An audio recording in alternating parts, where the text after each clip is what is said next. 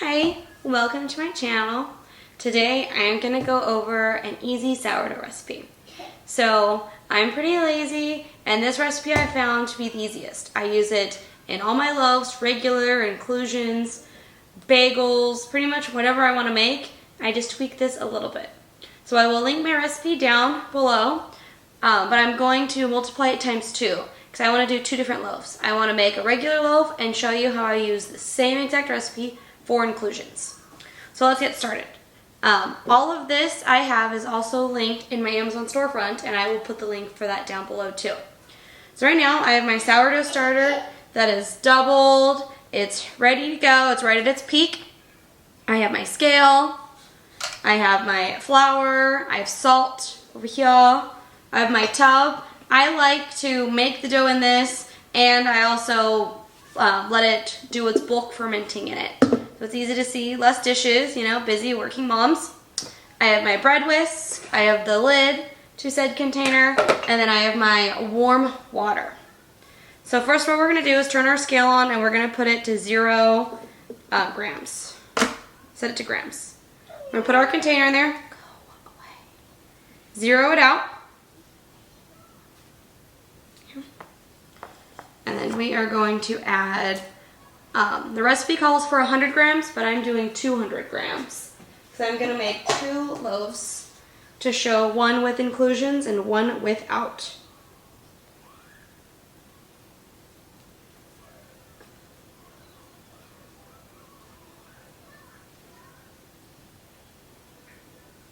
So every time I make a loaf as well is when I clean out my lovely jar. I love to store it in the refrigerator, and I usually will take it out a day or 2 before I want to bake with it, and I usually bake about once a week. It's so touchy.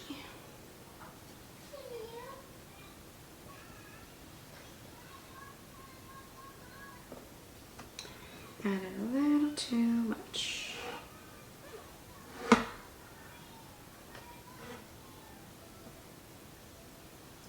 There we go, right at 200. Okay. And then after I get the dough all formed, I will put this into another jar and I will feed it, and I will put a different lid on it and put it back in the refrigerator. So for now, I'll just cover it with a tea towel so that it doesn't get dirty or anything in it at the moment. Just for a few minutes. Okay, so I have 200 starter in here, and I'm going to re-zero out the scale, and I'm going to do, the recipe calls for 300 grams of warm water, so I'm going to do 600 grams.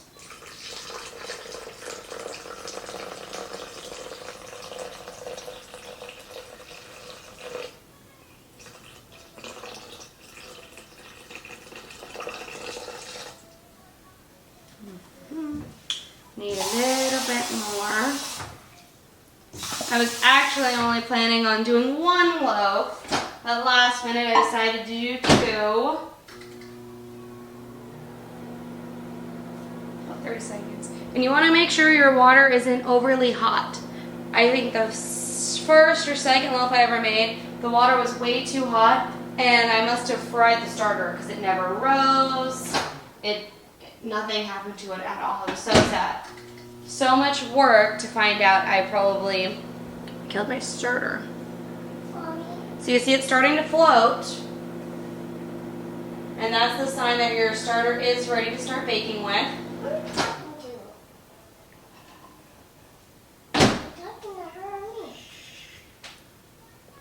600.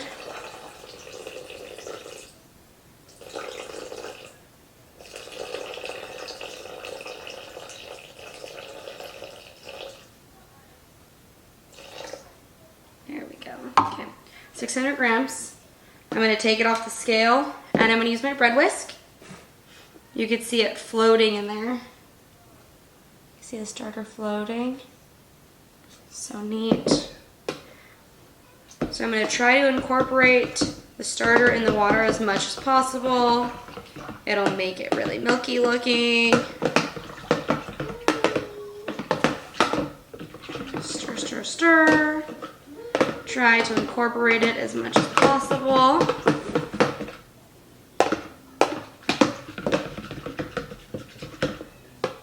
Okay, looks pretty good. I am going to put it back on the scale, zero it out. Okay, zero it out. And salt. So 10 grams of salt. So we'll do 20 for 2 loaves. I'm usually not a huge salt person, so I always do it a little under, but it's always personal preference. Okay. Give that a quick stir.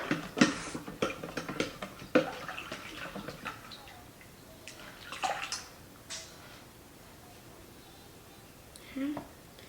Zero it out again, and sometimes I do like a 50-50 mixture of bread flour versus just normal all-purpose flour. I'm just gonna do normal all-purpose flour this time. So 450 grams times 2. So that should be 900 grams. Let me get a bigger scooper because I will be here all day.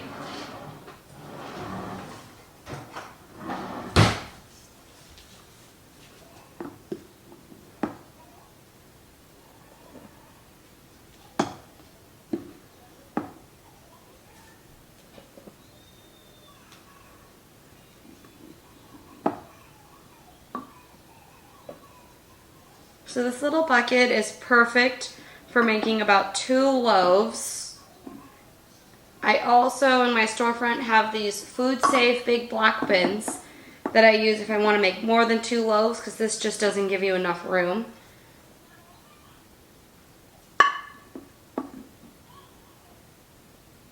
It'll be pretty tight. Okay, so we're almost there.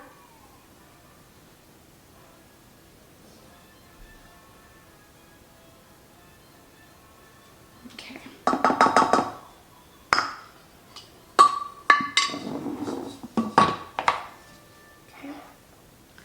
So now I'm going to take it off the scale. We don't need that anymore. You can use your bread whisk for a little bit, and then I prefer to use my hands to finish it off. Which makes it a little bit easier.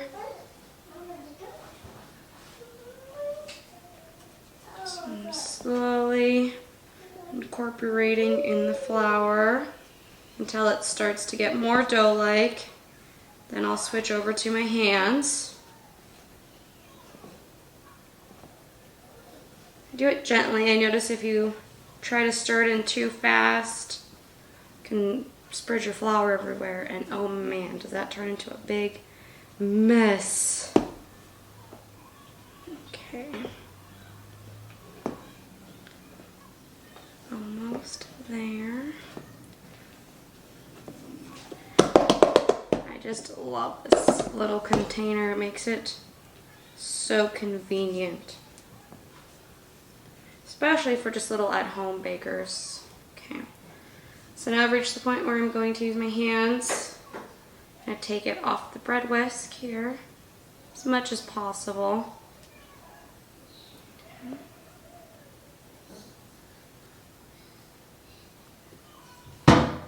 And the dough will be like wet and still kind of shaggy. When we do our stretch and folds, that's where it will build up its gluten and resistance. It'll help. The more stretch and folds you do, the less the dough will stick to your hands.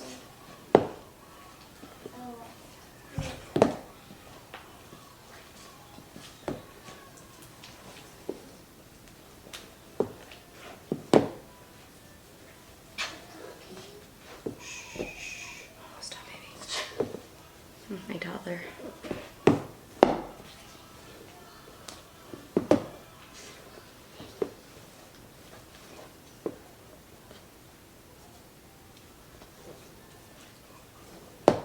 Okay, should take it down.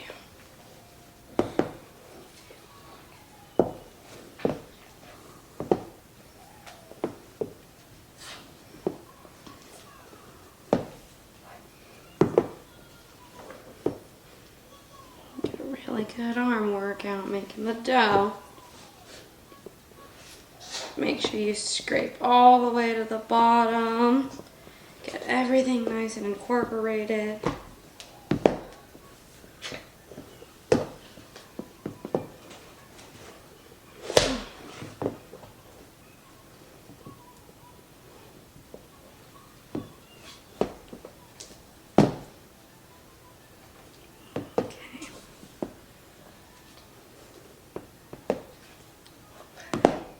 That looks pretty incorporated and good. It has to be really sticky, shaggy. Not really into a dough form yet, but as we do the stretch and folds, you'll definitely see it come together.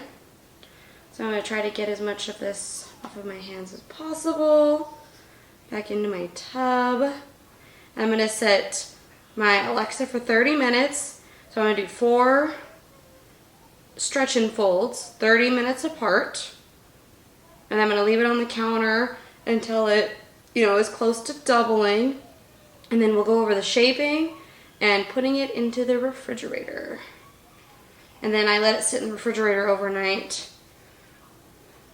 because it develops so much more flavor. It's amazing. Okay. So this is about the consistency of my dough right now. And then I'm going to cover it loosely with a lid. And Alexa, set a timer for 30 minutes. Good afternoon, Gina. 30 minutes, starting now. So we'll be right back in 30 minutes. Okay, welcome back. It's been 30 minutes, so I'm going to do the first stretch and folds. I'm going to dig down into the bread, dough, up, fold over. So it'll probably still be pretty sticky. It's going to stick to you a lot, but the more you do it, about the 4th time, it shouldn't stick to your hands at all. So I pull it up, wiggle it down. Should try to get everything incorporated up, down. I try to do about 8 of them on this first round to try to build it up, down. And you don't want to break it. Stretch it as far as you can and then fold it over. Let's see. As far as you can, fold it over. As far as you can, fold it over. Try to make sure I get it all. Up, down. Up, down. Up, down. Okay.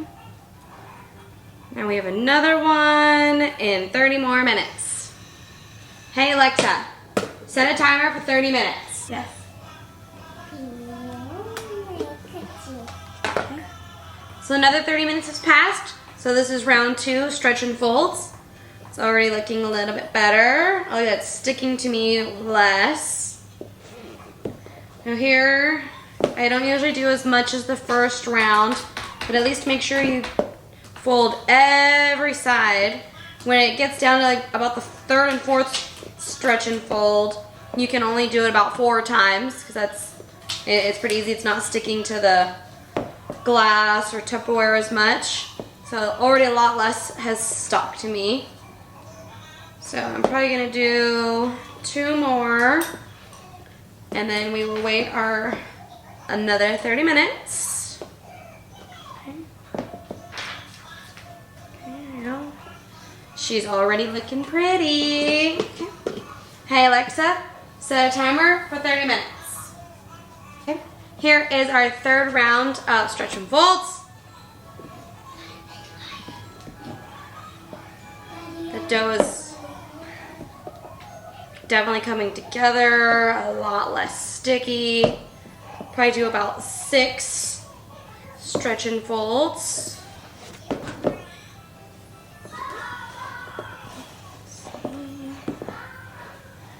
Oh, it's looking super good. On our next round, it'll be good to bulk ferment on the counter. This process goes by extremely fast. Okay, there you go. See, a lot less. Okay. Now we wait another 30 minutes. Alexa, set a timer for 30 minutes. And that will be our last one. Okay. Last round of stretch and folds.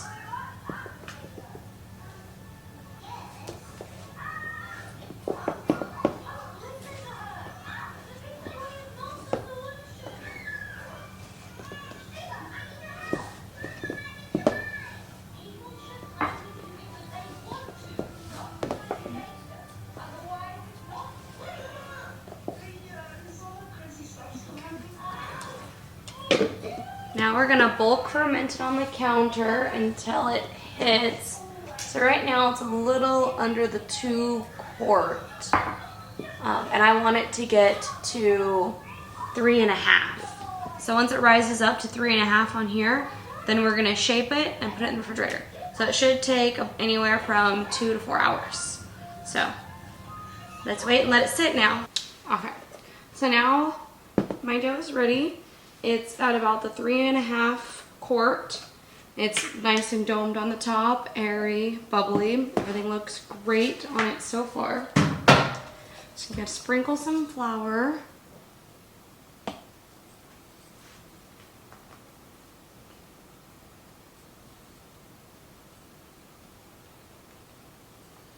Sprinkle some flour. Spread it out.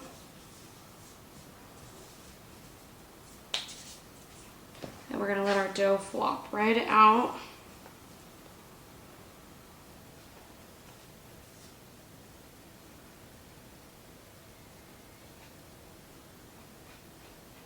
It looks like flubber.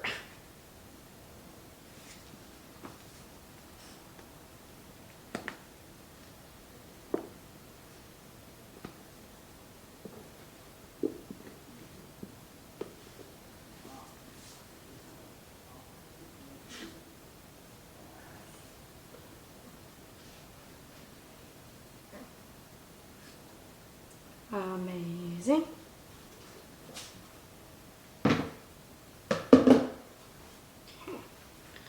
So now my dough, I'm going to lightly flour the top.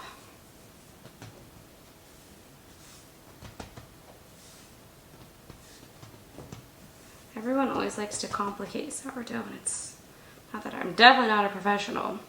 I'm just an at-home mom. Okay. So I'm not selling these loaves, they're just home for the neighbors, friends. So I always just eyeball half. Sometimes a little off, but it's okay. Okay. And then gonna move them over a little bit. Okay. So I'm gonna stretch this bad boy out. I'm gonna fold them in, fold them in, roll them in.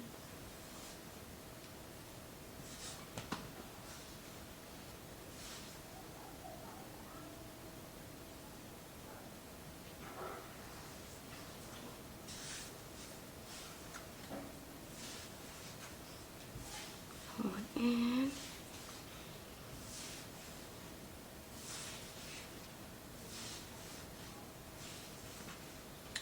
Creating some tension on the dough.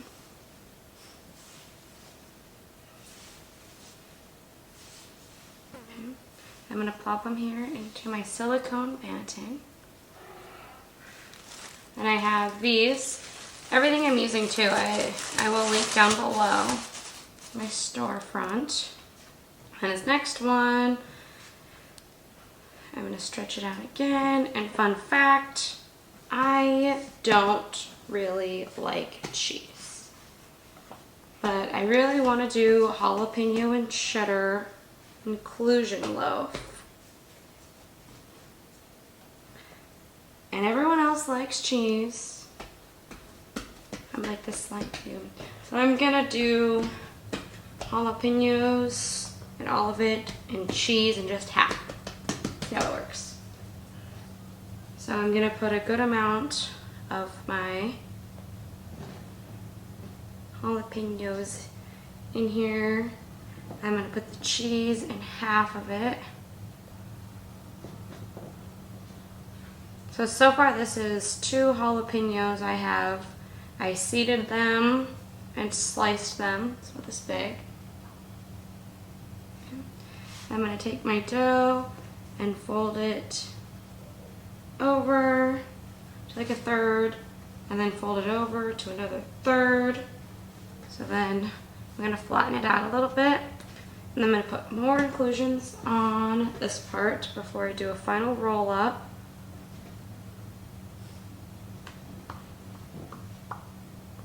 Make sure I keep the cheese on the same half, so that'd be really funny.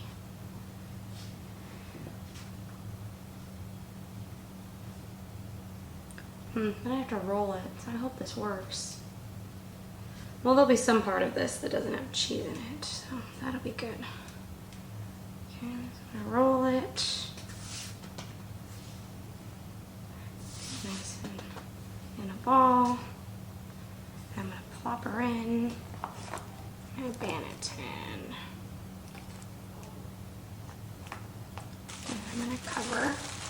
I'm gonna put. Hi everybody. Hi. So today is baking day.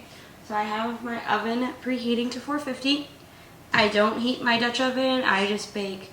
I just bake my bread straight from the refrigerator into the cold Dutch oven into the oven.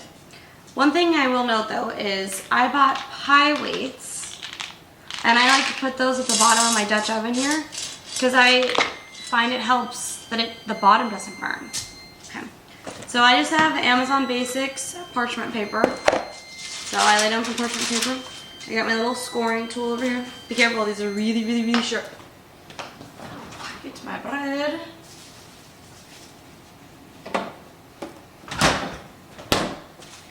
And I am definitely not the fanciest around.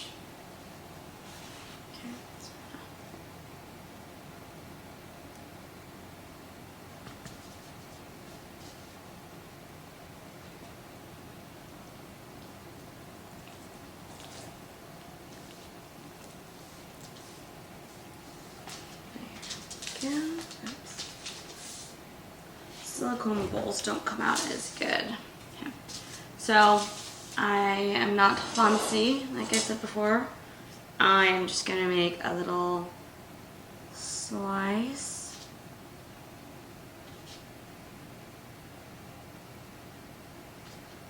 And some other little dip, just to help it breathe. No specific rhyme or reason, just slicing it. Okay. And I'm gonna pop it in here, and then we will pop it into the oven. And it will go into the oven for about 20 to 25 minutes covered, and then 18 to 20 minutes uncovered, depending on how crispy you like the top of the bread.